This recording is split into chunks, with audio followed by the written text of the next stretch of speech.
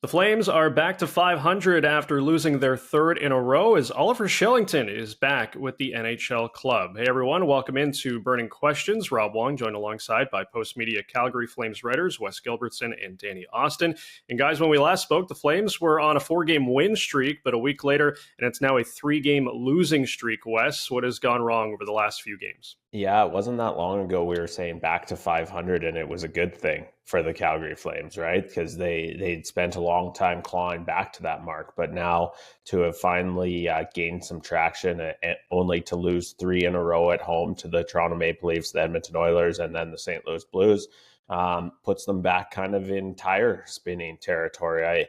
The one thing that struck me about Mackenzie Weegar's post-game scrum after the latest loss was his comment that it was a lot of mistakes that we made in October and November. He said, I thought we left some of those things in, the early months of the season. And so for a Flames team that continues inside the locker room to talk about a push for a playoff spot, for a Flames team that is kind of hanging around on, I would say, the sort of fringes of that wild card conversation, once you've lost 6 in a row early in the season, you can't have another extended skid. And so to lose back to back to back now is a really bad sign for this group as their bye approaches.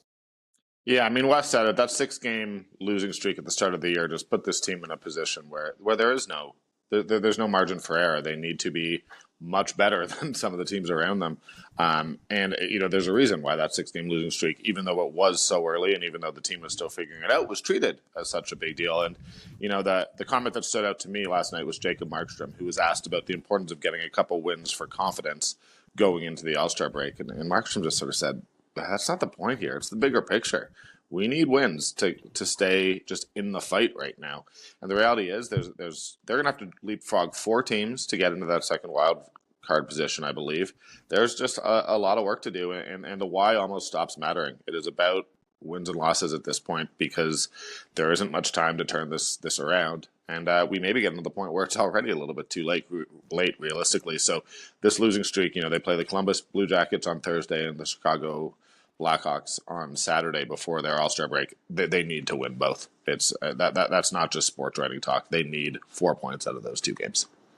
Yeah, that would be huge for this Flames team. Now, one bright spot, not only of late, but the whole season has been the rookies that have come up and helped, most notably Connor Zary. Now you've got Cole Schwindt, Adam Klapka, Matt Coronado, all up with the team. Danny, where would this team be without these young guys who have made an impact? I mean, they'd be skating with 2 lines, basically. They wouldn't be very good. They wouldn't have many players. But no, I mean, it's been, I've often, spoke to Wes, thought about it on my own, about why, this Flames team is not better than last year's team by any means. But last year's team, there was a lot of doom and gloom, and it felt like the sky was falling. And I haven't necessarily had that interpretation of this year's team. And I do think that's because of the young guys. They've come in, they've brought energy, they've given a glimpse of the future. We're seeing that the Flames do have young players in their system who can play. So if they do have to deal a guy like Elias Lindholm, it doesn't necessarily mean that it's going to be a bunch of 18-year-olds who we have to wait 5 or 6 years for. They have guys in the system like Connor Zary who might be a first liner. Martin Pospisil, who, it's not always the points with Pospisil. He does so many things on the ice. Has Klapka come in and turned the world on its head for the Flames? No, but he's a big physical presence. He can get in front of the net. I think he's had some nice flashes. There's a lot of talent that this team has in the system, and that completely for me has sort of changed the paradigm with which I have approached this season. Yeah, it's amazing. We've seen 5 solo laps already, right, for NHL debuts this season. Zary, Pospisil, Adam Klapka, and then Ilya Solovyov and Yan Kuznetsov on the blue line.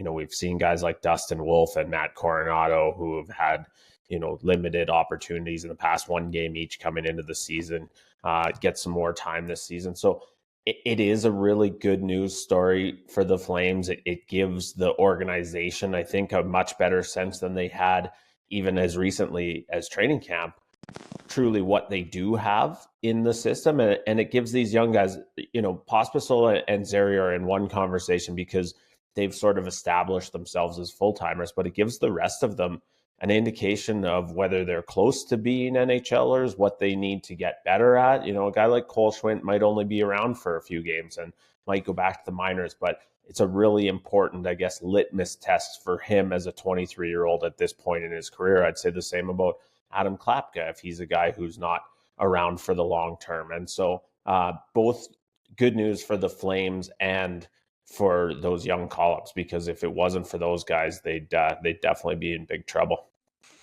Lastly, Oliver Kylington back at practice with the Flames for the first time in 19 months. He recently returned from a conditioning stint with the Wranglers, playing a couple of games. There's still no timeline on his return, Wes, but regardless, this is just a very positive development. Yeah, at risk of sounding kind of sappy about the whole thing, I had a huge smile on my face when I saw Oliver Kylington skate out onto the ice for practice, and every time you saw a big smile from him, it was like the whole rink was kind of beaming. This is a young man who's been on personal leave from the Flames for the past season and a half. He's been open about the fact that he had some mental health challenges that he was working his way through, and you know what happened in training camp is the Flames expected him to be back, and then he returned to Calgary, and as it turned out, he wasn't ready. And so kind of knowing that this is something he's been working towards, you can't help but feel really happy for Oliver, just that he's in a place that he can rejoin his teammates for practice. And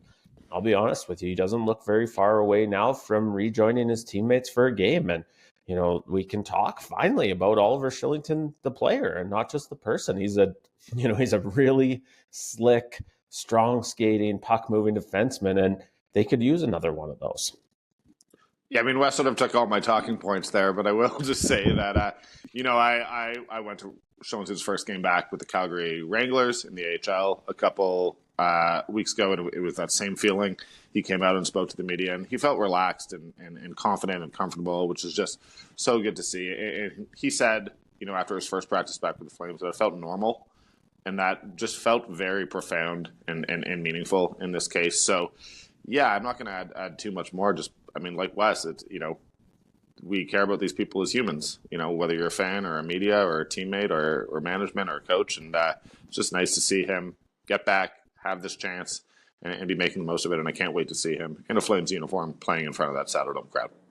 Yeah, it should be a big night when he does finally make his return to the Flames. As always, leave your thoughts in the comments section below or email us at calgaryflames@postmedia.com. For Wes Gilbertson and Danny Austin, I'm Rob Wong. Thanks for watching. We'll talk to you next time on another Burning Questions.